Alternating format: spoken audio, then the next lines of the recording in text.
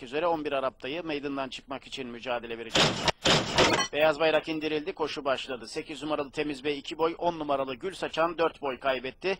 İlk metrelerde 7 numaralı Pargar liderliği aldı. Hemen dışına 6 numaralı Koşan Polat çıktı. Dışlarında 11 numaralı Hande Kaya 3. 1200 geçildi.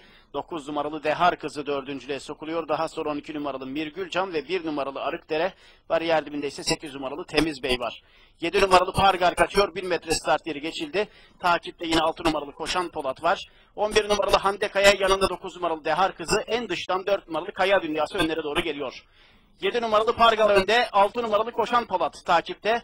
Orta kulvarda 9 numaralı Dehar Kızı. Hemen dışında yanlarında 11 numaralı Hande Kaya. 5 boy geride 4 numaralı Kaya Dünyası var.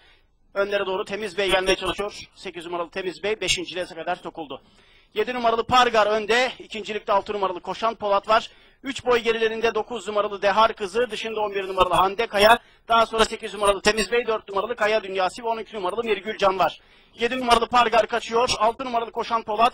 Düzlükte 1,5 boy gerisinde geride 9 numaralı Dehar Kızı. Dışında 11 numaralı Hande Kaya var. 7 numaralı Pargar önde. 6 numaralı Koşan Polat takipte. Daha geriden 9 numaralı Dehar Kızı'nın ve 11 numaralı Hande Kaya'nın çabaları var. 7 numaralı Pargar liderliğini koruyor. Son 200'e doğru geliniyor. Farklar azaldıysa da Pargar önde. İç kulvardan 10 numaralı Gül Saçan'ın, dış kulvardan 9 numaralı Dehar Kızı'nın, 11 numaralı Hande Kaya'nın çabaları var. Pargar önde. İç kulvardan Gül Saçan geliyor. 10 numaralı Gül Saçan Pargar'ı yakalıyor ve 10 numaralı Gül Saçan farkı 2 boya kadar çıkarıyor. 7 numaralı Pargar'ın önünde koşuyor, 10 numaralı Gül Saçan kazanıyor.